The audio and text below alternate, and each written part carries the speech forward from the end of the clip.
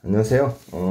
우리 지난 시간까지 그 CAPM에 대해서 학습했죠. CAPM은 어떤 이죠? 그냥 일반적으로 자산의 수익률과 위험과의 관계를 통해서 자산의 그 위험을 알면 수익률을 알 수 있게 하고, 수익률을 알게 되면 위험을 우리가 알 수 있게 하는 이런 모형이죠. 뭐 좀 제너럴하게 말하면 CAPM이라면 어떤 자산의 가격을 우리가 알 수 있게 하는 그 모형이에요. 이런 이제 이론적인 것들이 이제 나왔으니까 그 이론을 그럼 어떻게 현실 세상에 활용할 수 있냐? 당연히 굉장히 궁금하죠. 그래서 이제 활용하는 분야를 볼게요. 첫 번째가요. 과소 혹은 과대평가된 자산을 찾아서 투자 의사결정에 활용할 수 있다. 요거는 굉장히 이제 중요해요. 수업 목적으로 굉장히 중요하죠. 왜 중요하다는 건 그만큼 시험에 자주 나온다라고 보시면 돼요. 그래서 요 SML 수식을 그죠? 우리가 좋게 보면 이게 CAPM이 SML이라고 말씀드렸고, 요 수식을 보면은 이제 요런 식으로 되어 있죠. 어떤 무위험 자산 플러스 베타 I 시장 위험 프리미엄, 그렇죠? 이렇게 이제 계산되는데, 그러면은 요 선 위에 있는 거, SML 선 위에 있다는 거는 시장이 균형이라는 거예요. 그러면 선보다 위에 있는 애들, A하고 B는요, 시장 균형 수익률보다 수익률이 높은 거잖아요. 수익률이 높다는 건요, 우리가 말하면요, 다른 말하면 얘네는 저평가됐다고 보시면 돼요. 야, 수익률이 높으면 비싼 거 아니야? 라고 하는데, 여러분들이 주식 투자해가지고 내가 돈을 벌었다. 물론 이 돈을 버는 경우에는 크게 두 가지예요. 내가 주식을 샀는데, 주가가 너무 많이 오른 거예요. 그쵸? 네, 주가가, 그죠? 물론 주가가 많이 오르니까 돈을 버는 거죠. 근데 왜 주가가 많이 오를까? 첫 번째는, 그죠? 일반적으로 내가 저렴하게 샀으니까. 내가 일반적으로, 그죠? 남들이 사는 것보다 저렴하게 샀으니까 주가가 내 입장에서는 많이 오른 거예요. 그죠? 반대로 내가 비싸게 주고 샀으면, 그죠? 뭐 많이 오른다 할지라도 내 입장에서는 조금 오른 것밖에 안 돼요. 수익률이 낮은 거죠. 그러니까 여기 보시면 얘가, 그죠? 그 실제 시장에서 거래되는 그 주가의 수익률이 이런 균형 수익보다 위에 있다. 수익률이 높다. 수익률이 높다는 건요, 굉장히 저평가되어 있다. 제가 이제 재무관리를 이제 강의하면서, 그죠? 굉장히 중요한 수식을 항상 강조하는 수식이 있어요. 요 기억나시죠? 쉽게 말하면 어떤 자산의 가치를 현금 흐름을 통해서 파악하는 거잖아요. 현금 흐름이 정해져 있는 상태에서 요 자산의 가치가 올라가는 뭐예요? R이 떨어지면, 그렇죠? 요 R이라는 게 뭐예요? 할인율, 다른 얘기하면 수익률이죠. 기대 수익률이 낮다라는 거는 요 자산의 가격이 쉽게 말하면 비싸다라는 얘기고, 기대 수익률이 높다라는 거는요, 자산의 가격이 매우 저렴하다라는 얘기인 거죠. 그러니까 여러분들이 이 선상을 보고, 선 위에 있으니까 수익률이 높으니까 좋은 거네. 좋죠. 그러니까 저평가돼 있다. 선 위에 있으니까 요거는 굉장히 높은 할인율로 할인을 하는구나. 할인율이 높아지니까 그 자산의 가격은 떨어지는구나. 이렇게 읽으시면 돼요. 위에 있다고 비싸다가 아니에요. 그렇죠? 그럼 반대로 선 밑에 있는 애들은, 그렇죠?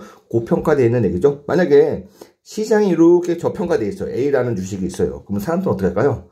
너도 나도 다 A를 사려고 그래요. 우리 CAPM의 중요한 과정 중에 하나에 증권의 공급은 정해져 있어요. 그러니까 수요에 의해서 가격이 바뀌는 거예요. 너도 나도 A를 사려고 하면은 A에 대한 수요가 증가해요.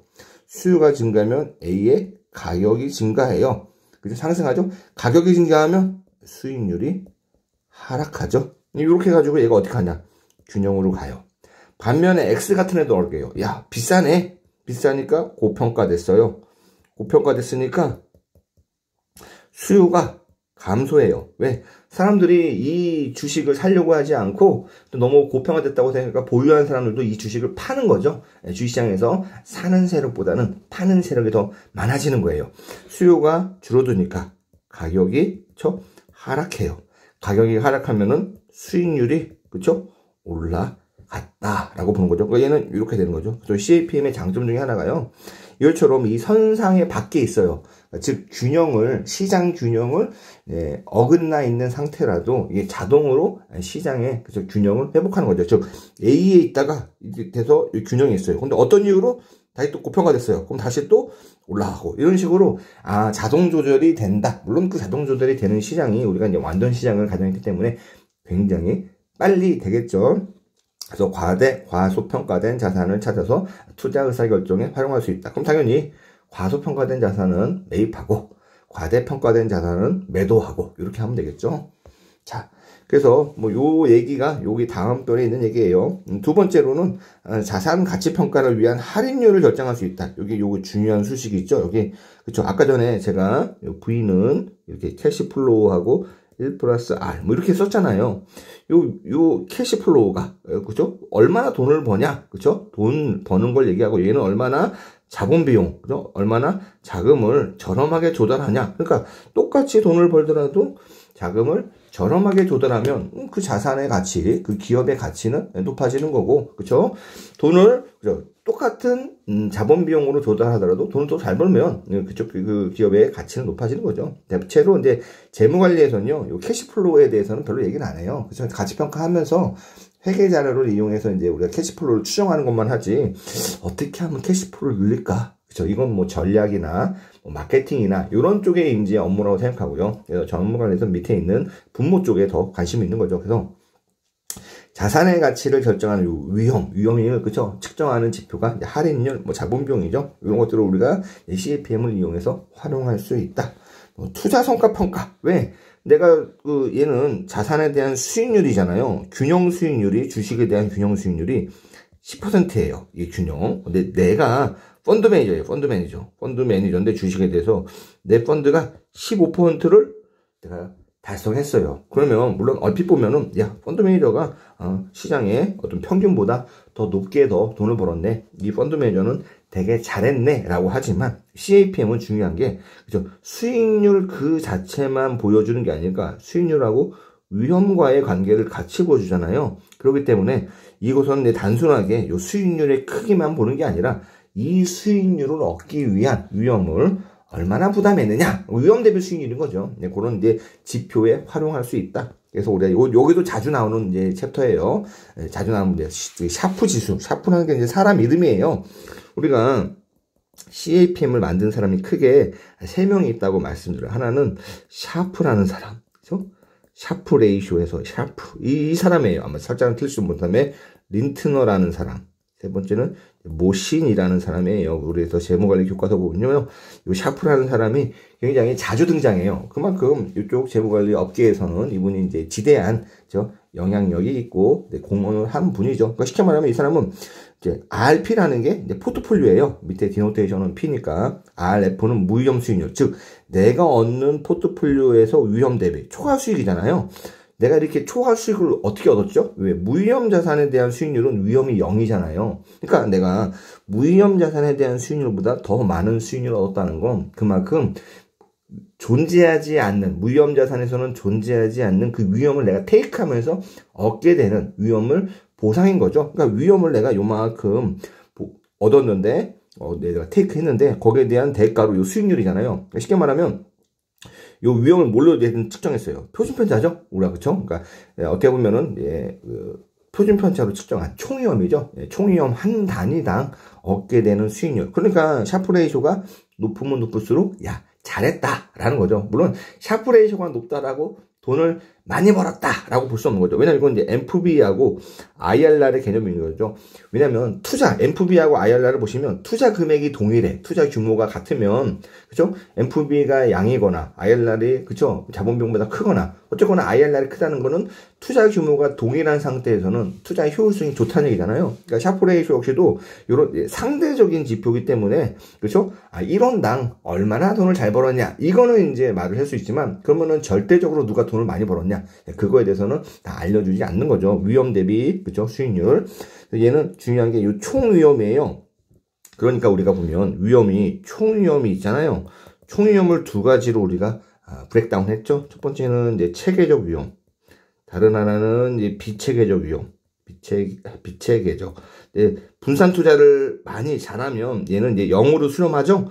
그렇다면은, 그죠? 우리가 왜 굳이 총위험, 그죠? 이제 분산 혹은 표준편차 같은 총위험을 나타내는 지표로 왜 이렇게 위험을 측정하냐? 샤프 레이쇼를 측정하는 펀드 같은 경우에는 분산 투자를 별로 안 하는 펀드, 그렇죠? 그런 펀드 같은 경우에는 오히려 체계적 위험을 측정하는 것보다 총위험에 분명히 부담하고 있는, 그쵸? 비체계적 위험도 분명히 부담하고 있는 펀드이기 때문에 이러한 총위험으로 총위험 한 단위당 이제 측정을 해요. 그래서 샤프 지수는 좀 더 이제 적합한 이제 성과 평가는 이렇게 분산 투자가 좀 덜 돼 있는 거, 분산 투자가 잘 안 돼 있는 거. 그렇다면은 우리가 뭐 뮤추얼 펀드나 이런 데보다는요, 뭐 부동산 펀드나 이런 것처럼 분산 투자를 좀 하기가 어려운, 그죠? 하더라도 좀 제약이 있는 그런 펀드에는 조금 더 이제 어울리죠. 이제 트레이너 지수도 있어요. 트레이너라는 사람인데 얘는 이제 똑같아요. 샤프식은 똑같은데 여기가 그림 볼까요? 똑같은 차이가 있다면 분모가 달라요. 그렇죠? 분모를 샤프에서는 이제 표준 편차, 트레이너 지수는 포트폴리오 베타죠. 즉 체계적 위험 하나당 얼마나 초과 수익률을 냈느냐. 이게 이제 트레이너 지수죠. 트레이너는 그렇기 때문에 굉장히 잘 분산 투자한, 그쵸? 그런 펀드 같은 경우에 성과평가가 적합하죠. 그러면은 샤프 지수하고 트레이너 지수가 유사한 결과가 나오는 거군요. 그쵸? 굉장히 잘 분산 투자한 펀드 같은 경우에는요, 그죠? 총위험, 비체계적 위험이 거의 0으로 수렴할 거 아니에요. 그러니까 곧 우리가 표준편차로, 그쵸? 총위험을 측정하더라도 그 총위험에는 대부분 체계적 위험이 있는 거죠. 마치 CML처럼요. CML도 CML 선상에 있는 거, 그죠? 위험, 그러니까 표준편차하고 수익률 간의 관계를 CML에 보여주지만 사실 CML상에 있는 거는 효율적 포트폴리오고 충분히 분산 투자되어 있고 시장 포트폴리오만 투자를 하기 때문에 굉장히 어떻게 보면은 비체계적 위험이 존재하지 않는 거죠. 그 CML 선상에 있는 건요. 그런 것처럼 굉장히 잘 분산 투자된 포트폴리오의 성과 평가는요, 샤프 레이쇼나 트레이너 지수나, 그쵸? 서로 거의 유사한 결과가 나온다. 세 번째는요, 젠센의 알파예요. 지금까지 차이가 있다면, 이 젠센이라는 사람이 만든 건데, 알파란 뭐냐면, 우리가 일반적으로 이제 펀드를 운영할 때, 야, 너 알파를 얼마 벌었냐? 그래서 어떻게 말하면 쉽게 말하면, 위험 대비 초과 수익률 얼마 벌었냐?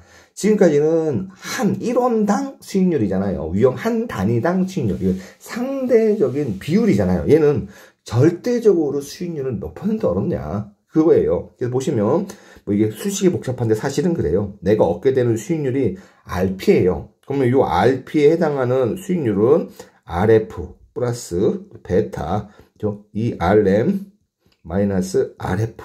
요게 있죠? 그러니까 CAPM 상에 나오는 거. 그쵸? 그렇게 따르면 내가 얻게 되는 수익률을 두 개 빼볼게요. RP 빼기 RF 마이너스 베타.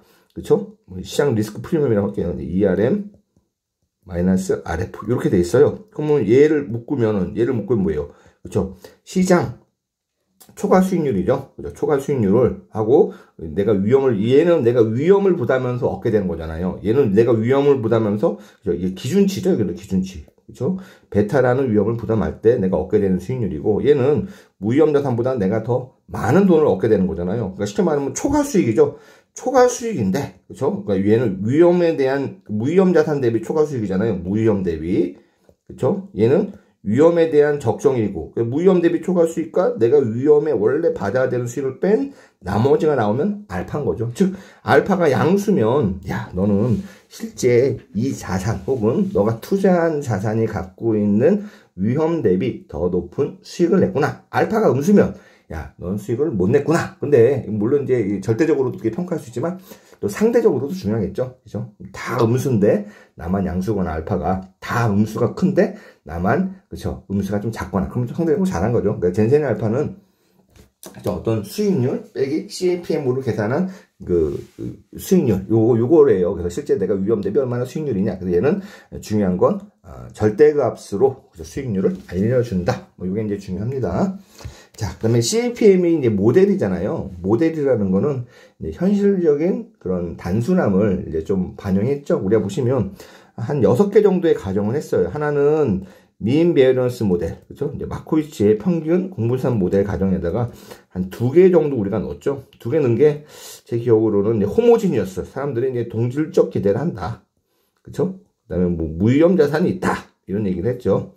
무위험 자산. 그래서 그리고 이제 기본적으로 이제 그 민 베어런스 가정 중에 하나가 이제 완전 자본 시장이다. 완전 자본. 완전 자본이라는 거래 비용 같은 게 없다는 거죠. 세금도 없고, 그렇죠? 그다음에 뭐 우리가 이제 무위험 이자율로 여기 써 있네요. 차익과 대출이 가능하다. 사실상 근데 우리가 무위험 이자율로 차익과 대출이 가능은 못하죠. 왜냐면 일반적으로 은행에서 돈 빌릴 때는 이자율이 좀 높고, 은행에 우리가 대출한다는 건 뭐예요? 우리가 은행에 예금하는 거죠. 은행에 예금할 때는 뭐 이자율이 낮게 돼가지고 차입 이자율하고 대출 이자율이 조금 이제 다르죠. 그다음에 동질적 기대라는 것도 미래에 대해서 모든 사람이 다 똑같이 예상한다는 것도 이제 불가능하죠. 그래서 이런 이질적 기대, 예를 들어 만약에 요 차입 이자율과 대출 이자율이 다르면 세금 같은 거래 비용이 존재한다면 뭐 이런 것도 하면 그래도 여전히 CAPM이 우리가 성립하냐? 그러니까 현실에서 이게 얼마나 설명력이 있느냐? 뭐 그런 거예요. 첫 번째는요. 얘도 이제 잘 나오는 토픽이죠. 무위험 자산이 존재하지 않는 경우, 그쵸? 분명히 이론 설명할 때 세상에 무위험 자산 존재하지 않아요. 그렇지만 얘랑 좀 비슷한 걸 찾아보니까 국채, 그쵸? 정부에서 발행한 채권의 수익률이 얘랑 좀 비슷해요. 라고 이제 울며 겨자 먹기로 쓴 거예요. 그렇다면 도대체 무위험 자산이 어떤 거냐? 위험이 0인 자산 아니냐? 그럼 우리가 CAPM에서, 그쵸? 중요한 건 위험을 측정하는 척도가 있잖아요. 그래서 측정치는 뭐냐? 베타로 우리가 위험을 측정한다. 베타가 어떤 거냐? 체계적 위험이잖아. 그럼 만약에 이렇게 돼 있잖아요. 베타고 여기가 ERI인데 무위험 자산은 여기 딱 있잖아요. 어때요? 베타 0이잖아. 그럼 베타가 0인 자산도 있는 거 아니냐? 오, 있지. 어떤 자산이면 우리가 효율적 포트폴리오가 아니라 그냥 포트폴리오의 투자 기회 집합을 그리면 이렇게 이제 포물선의 형태로 돼요. 이게 만약에 0이라고 해볼게요. 여기가 이제 자본 베타라고 한다면 사실 이런 식으로 나와요. 그러니까 여기를 우리가 이제 최소 분산 포트폴리오라고 한 거잖아요. 그래서 여기가 위아래로 대칭이니까 여기서부터는 우리는 효율적 투자선이야. 그리고 요게 바로 이제 시장에 존재하는 모든 자산이고, 요 무위험 자산이랑 이렇게 접점해가지고 만든 포트폴리오, 요게 우리가 말하는 이제 SML이야 라고 얘기한 거잖아요. 그때 보면 요 밑에 있는 애들, 얘네들은 어떤 거냐? 그죠? 얘네들은 이제 버리는 애들인데, 우리가 이제 수학자가 공부를 해보니, 수학자냐, 재무학자가 이제 공부를 해보니, 여기 있는 자산들, 요 색깔을 조금 다르한다면, 요 선상에 있는 자산이랑 요 밑에 있는 자산들을 결합하면, 베타가 0인 그런 자산을 만들 수 있다. 그럼 베타의 수식을 한번 볼까요? 베타 i는 시그마 m의 제곱, 시그마 im이에요. 그쵸? 그러니까 시그마 m은 0이 될 수가 없어요. 그쵸? 왜? 마켓 포트폴리오니까. 그러니까 얘는 0이 아니고, 시그마 im을 본다면, im은 시그마 i. 그쵸? 시그마 m. 세상에 무위험 자산이 존재하지 않는다면, 시그마 i도 0이 될 수가 없어요. 시그마 m도 0이 될 수가 없어요. 그 다음에, 로 IM. 얘는 0이 될 수가 있구나. 즉, 시장 포트폴리오가 하고 어떤 개별 자산의 상관계수가 0인 자산을 찾아내면 되는 거잖아요.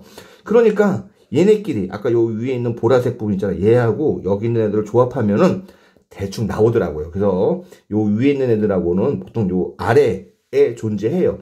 그런 자산을 우리가 만들어가지고, 그죠? 베타가 0인 자산을 만들면 되는 거 아니냐. 요거예요. 요거를 우리가 Z자산이라고 하자.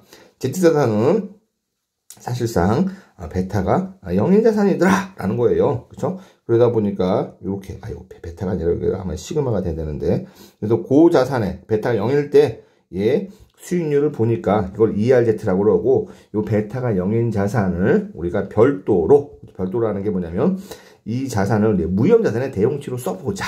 그래서 이렇게 나온다. 그래도 SML이 성립하더라. 즉 무위험 자산이 존재하지 않더라도 어차피 체계적 위험이 중요하니까 시장 포트폴리오와 개발 자산의 수익률의 상관계수가 0인 이런 자산을 찾아낼 수 있더라. 그러니까 걔네들을 우리가 무위험 자산의 대용치로 쓰면 이게 뭐 되더라. 그러니까 결론적으로 무위험 자산이 존재하지 않더라도 CAPM은 성립하더라. 뭐 그런 얘기예요.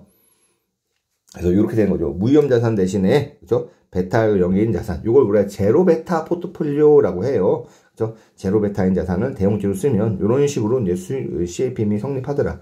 두 번째는 모든 사람들이 전부 다 똑같은 미래의 기대를 갖는다고 했잖아요. 그 미래의 기대라는 게, 야, 앞으로 뭐 1년 동안 삼성전자는 뭐 10만 원이 될 거야.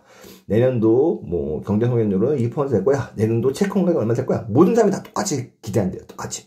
불가능하죠. 만약에 서로 달라요.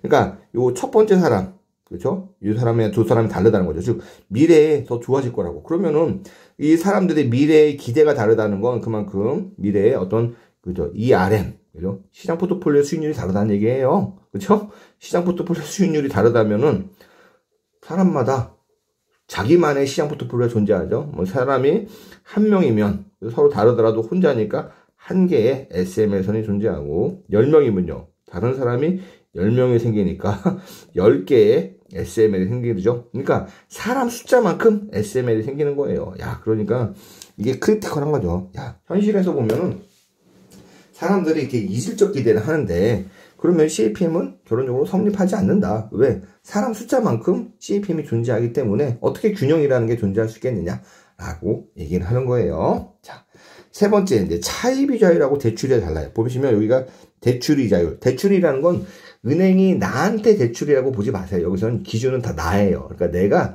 은행한테 대출해 주는 거예요. 은행한테 대출이 뭐예요? 은행한테 돈을 빌려주는 거고 그 얘기는 나의 그쵸 예금이자율이에요. 예금이자율.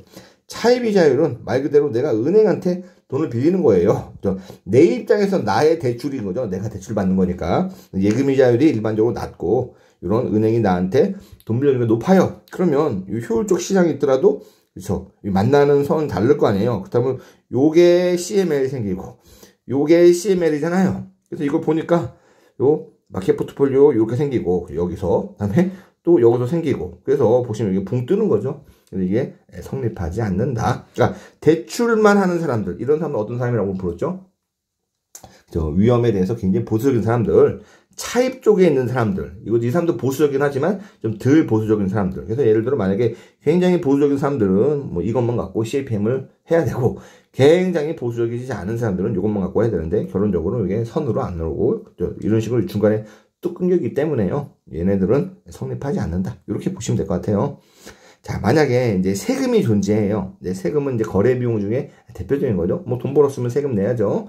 우리나라는 자본이득세, 그러니까 주식 투자에서 돈 벌면요. 물론 대주주나 이런 경우들을 제외하고는 일반적으로, 그쵸? 일반적으로 이제 대주주 같은 경우에는, 그쵸? 일반적으로 이제 그 세금을 좀 내는데 소액주주 같은 경우에는 주식의 그 매매 차익 같은 경우에는 세금을 안 내죠.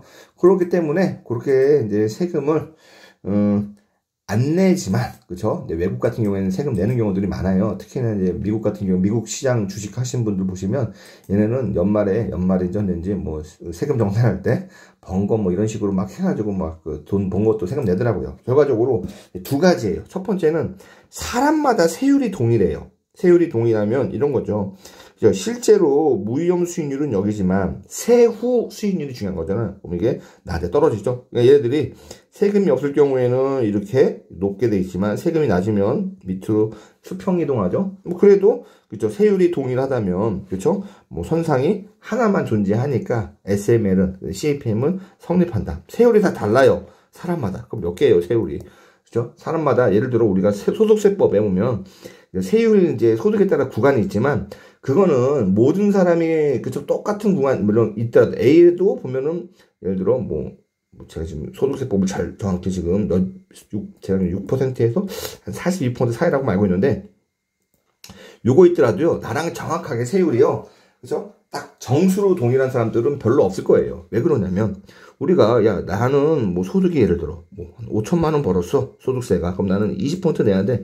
근데 이건 세법의 20%지만 야 5천 벌었지만 내가 뭐 신용카드 공제가 있고 뭐 부양가족이 있으면 부양가족도 있고 기부금도 냈으면 기부금 뭐 여러 가지 있을 거 아니에요. 그러면은 실제 내가 번 소득하고 실제 내가 낸 유효 세율은 다를 수 있죠. 이런 식으로 사람들의 세율이 이렇게 다르면 그죠? SML 선이 굉장히 많아진다라는 거죠.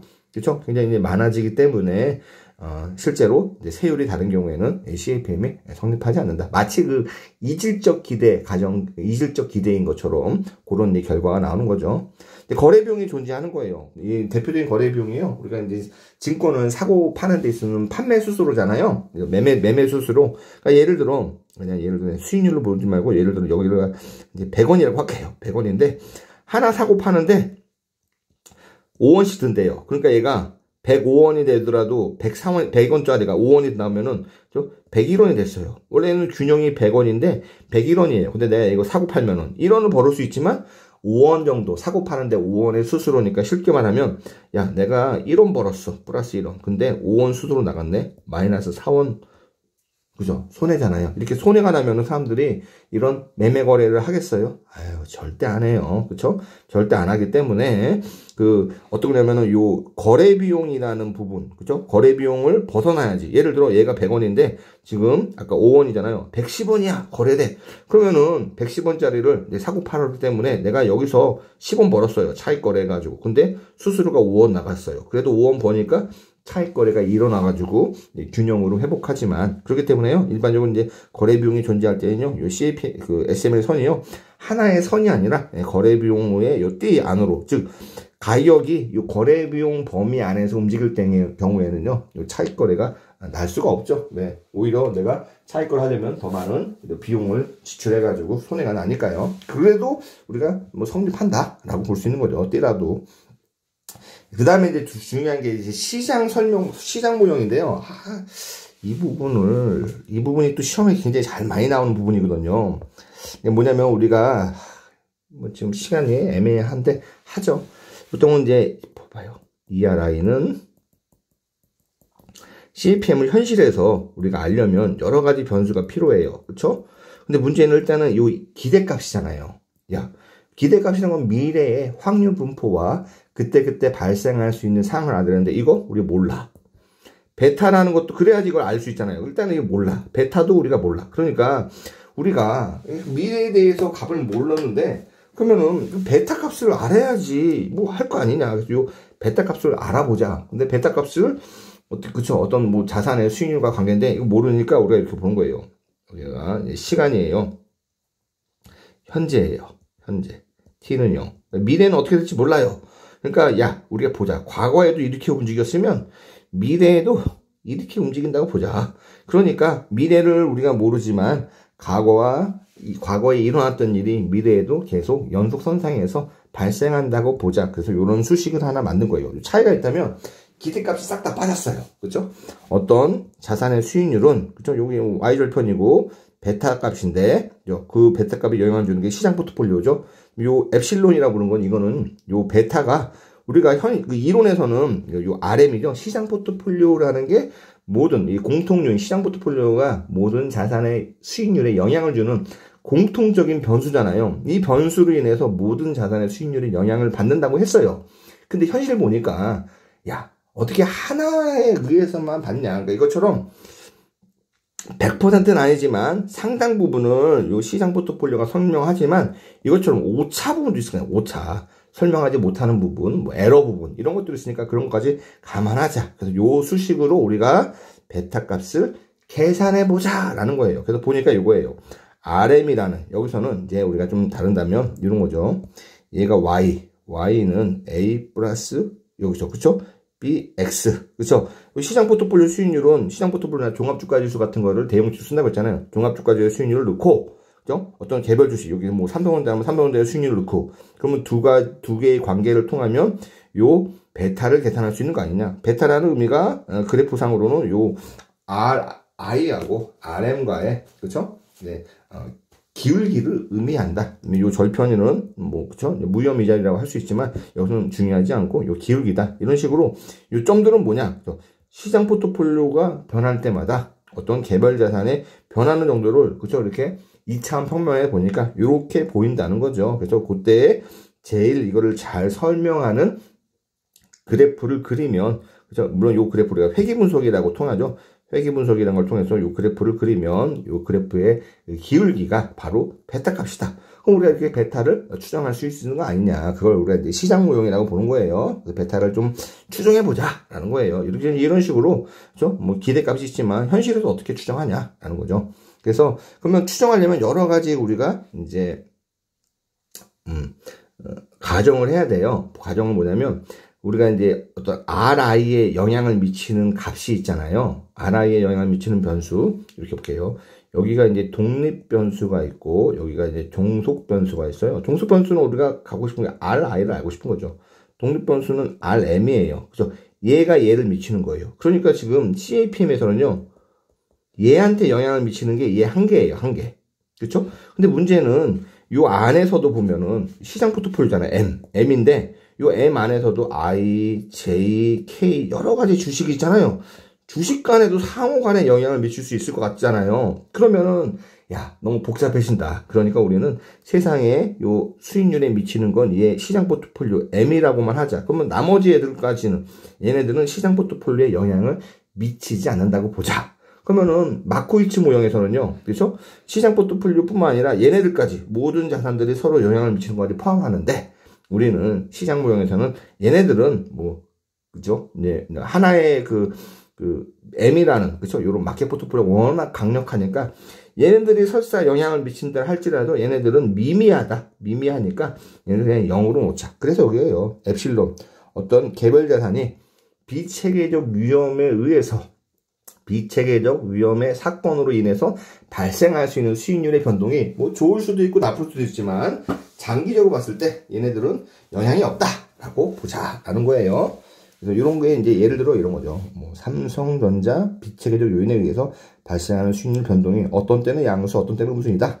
삼성전자가 사업을 영위하다 보면 어떤 경우에는 기계장치 고작동으로 공장 가동이 중단될 수도 있다. 그건 삼성전자 주가에 안 좋다. 반대로 삼성전자에서 뭐 최신 제품을 개발하거나 유능한 경영진이 선임되면서 삼성전자 주가에 좋을 수 있다. 그래서 이게 좋은 일, 안 좋은 일이 발생할 수 있는데 그런데 이게 이제 장기적으로 봤을 때는 서로 상쇄돼 가지고 그 효과가 0이다 라고 보는 게 이런 거예요. 두 번째는요, 코베런스잖아요. I라는 주식과 시장 포트폴리오가 서로 영향을 줄 수 있느냐? 영향을 주지 않는다고 보자. 그죠? 예를 들어, 뭐, 쉽게 말하면, 뭐, 어떤 농심이라는 회사에서 이번에 라면을 되게 맛있게 만들었어요. 그래서 잘 팔려. 그거랑 종합주가지수 올라가는 거? 아, 상관관계가 없다. 라고 본 거예요. 그다음에 두 번째는 이제 서로 다른 기업들 간에 영향 주는 건 없다고 보자. 이게 어떤 뜻이냐면 서로 다른 기업이잖아요. 예를 들어 뭐 농심에서 아까 전처럼 뭐 맛있는 라면을 만든 거랑 하이닉스 주가 오르는 거랑 아무 상관없다. 이렇게 이제 가정한 거예요. 그죠? 근데 사실은 현실은 그렇죠? 이게 뭐 뿔할 수도 있겠죠. 어떤 회사들은 뭐 물론 얘는 좋은 일 안 좋은 일이 있으니까 0일 수도 있지만 얘랑은 서로 관계가 있을 수 있죠. 왜냐면 삼성전자에서 실적 좋아봐요. 포트폴리오 수익률 확 올라가죠. 실적 안 좋아봐요. 포트폴리오 수익률 확 떨어지죠. 영향이 있을 수 있고 얘도 보면 야, 농심에도 좋은 일 생겼어요. 그럼 경쟁자한테는 안 좋은 일이죠. 그쵸? 예를 들어 뭐 얼마 전에 보더라. 그 그때 한번 홍수가 엄청 난 것 같아요. 뭐 이게 그 뭐냐 태풍 때문에 발생한 건지 아니면 그 뭐 뭔지 모르지만 하여튼 홍수가 나가지고 포스코 용광로가 하여튼 물에 젖었대, 잠겼대. 그래서 뭐 가동이 되게 좀 오랫동안 안 된다. 그러니까 그때 막 현대제철이랑 해가지고 그죠? 포스코 이제 경쟁 기업들 주가가 확 올랐죠. 그 뭐예요? 서로 영향을 주고 있다는 거죠. 현실은 이렇지만 우리 좀 더 이제 심플하게 모형이니까 이게 시장 모형이에요. 그래서 이제 시장 포트폴리오라는 것만 중요하기 때문에 나머지 것들은 그냥 그래 존재는 해. 그렇지만 이게 뭐 크지 않아. 효과가 그냥 무시해도 될 정도야. 뭐 이렇게 이제 가정한 거라고 보시면 될 것 같아요. 그래가지고 이건 이제 우리가 증권 특성선이라고 보는 거예요. 그래서 이런 식으로 이제 만들었어요. 그래서 보시면 요거는 우리가 이제 시장 모델이잖아. M 마켓 포트폴리오에서 설명되는 부분 어떤 이제 주가 변동하면요. 요 부분은 우리의 우연한 변동에 의한 거 이렇게 이제 구분해서 나눠진다. 그래서 뭐 요거를 수익률을 분해한다면 뭐 수익률은 뭐 이렇게 되는데 수익률은 별로 안 중요하죠. 왜? 수익률은 그냥 얘의 기대값을 쓰면 그렇죠? 어차피 상수의 기대값이니까 이렇게 나오고 얘의 기대값은 0이고 그러니까 수익률의 기대값은 그냥 이렇게 되는 것 뿐이죠. 그렇죠? 요렇게 나오기 때문에 별로 덜 중요한데 중요한 게 위험인 거죠. 위험이 어떻게 돼 있냐? 우리가 이제 체계적 위험과 비체계적 위험이 있는데 여기다 이제 베이런스를 넣어보면 이렇게 되죠. 그러면은 요게 X, Y, Z라는 변수라고 본다면 요렇게 되고 코베런스들. 근데 중요한 건 요 상수와 그쵸 변수와의 상관계수는 0이죠. 코베런스가. 네, 상수와 엡실론 그죠? 이 상수와 변수도 플러스 0이에요. 그럼 얘는 그 변수와 변수인데 우리가 기억나시죠? 코베런스 RI하고 아니야 RM 엡실론 M하고 얘는 엡실론은 0이라고 했죠. 즉 시장 포트폴리오하고 개별 주식의 수익률과는 아무 영향이 없다. 그러니까 진짜 시장 포트폴리오하고 개별 수익률의 코베런스니까 영향이 없으니까 얘도 0이에요. 남는 건 얘인데 상수에 대한 그쵸 변수해봤자 얘도 0이에요. 그러니까 남는 거는 얘네 둘밖에 없는 거죠. 얘네 둘인데 베타를 밖으로 나오면 이렇게 되는 거죠. 베타 그죠 분사는 베타 i의 제곱에 시그마 m 플러스 그쵸 엡실론 이렇게 되죠. 그래서 이 부분들이 바로 이제 우리가 말하는 시장 포트폴리오에 의해서 영향을 받는 거. 이거 체계적 위험 나머지를 비체계적 위험 두 개를 다 합치면 표준편차로 측정하니까 총위험 이렇게 돼 있죠. 자, 개별자산 I와 제2의 공분산, 개별자산 I의 수익률과 제2 수익률의 공분산을 계산하면, 그러면은 두 자산 간의 수익률은 어떻게 되느냐라고 본다면, 두 자산 간의, 그죠? 어떻게 보면은 이제 수익률의 관계죠. 쉽게 말하면 두 자산 간의 체계적 위험을 얘기하는 거예요. 뭐 둘 다 코베런스를 하면 뭐 수식들이 길어요. 어쨌거나 그래가지고 계산해 보니까 이렇게 되는 거죠. 시장 포트폴리오인데 베타 I, 베타 J를 이제 곱한 거죠. 요 수식으로 암기인데 시험에 잘 나옵니다. 그래서 이렇게 이제 시장 포트폴리오고, 그다음에 회계 분석을 이제 하다 보니까 설명되는 거, 설명되지 않는 거, 회계 분석을 보다 보면요, 여기 결정 계수가 있어요. 총위험이 뭐냐면 내가 추정한 선은 이거예요. 근데 실제로 수익률은 여기가 있네, 그쵸? 근데 여기서부터 시작해가지고 요거잖아. 이만큼이 변동된 건데, 그쵸? 이게 평균이고, 이게 실제 관찰되는 거예요. 그러니까 즉 평균에서부터 여기까지가 변동인 거예요. 근데 이 중에서 내가 수식으로 하니까 요만큼은 내가 수식으로 설명하는 거,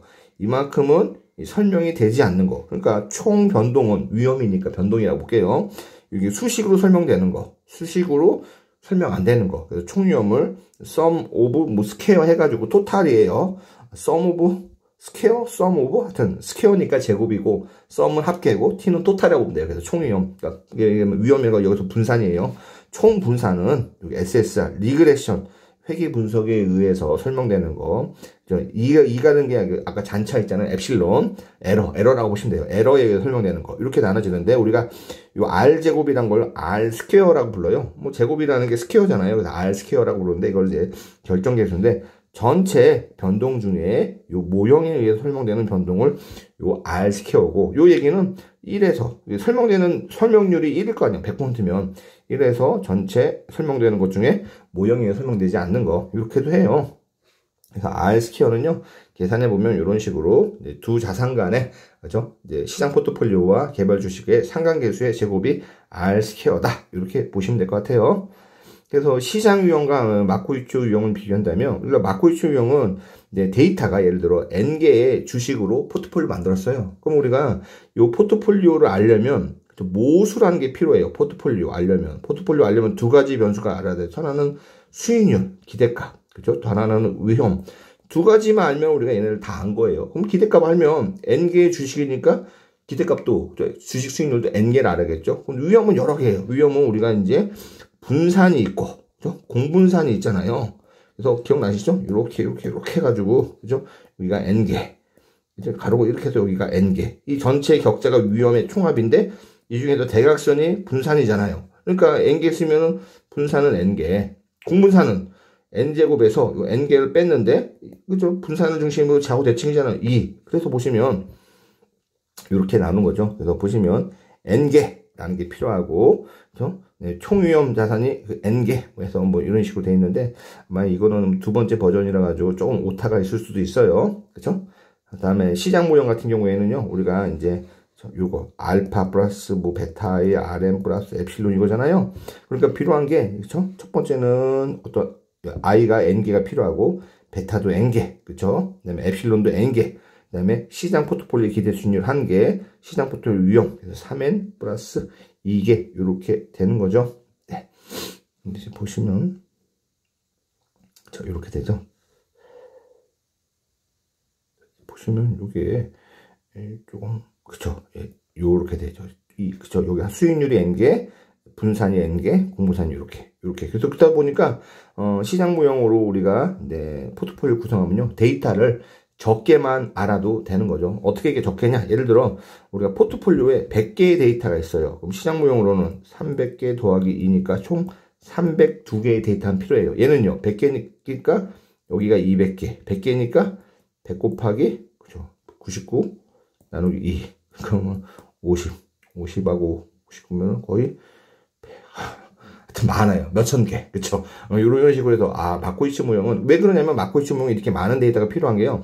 아까 얘기한 것처럼 중요한 게 이거죠. 코베런스, RI, R제곱을 시장 모형 0이라고 했잖아요. 그래서 개별 주식 간에 영향을 미치는 것들은 전혀 없다고 본 거예요. 근데 마코이츠 모형은 그런 것까지도 다 포함한 거죠. 그래서 일반적으로 위험의 총합을 계산하면 마코이츠 모형으로 계산하는 위험이 그렇죠? 굉장히 정확하고 시장 모형으로 계산하는 위험은 마코이츠보다는 좀 더 단순하기 때문에 좀 마코이츠 모형에 비해서는 부정확해요. 덜 정확하죠. 그래서 예를 들어 마코이츠 모형으로 위험이 100이다. 그럼 시장 모형으로는 위험이 뭐 한 80, 90 이런 식으로 좀 더 작게 나오죠. 왜냐면 얘네들은 마코이츠 모형은 개별 자산들끼리 서로 영향을 미치는 것까지 다 포함하는데 시장 모형은 이제 그런 개별 자산들끼리 영향을 미치는 건 이제 포함하지 않기 때문이죠.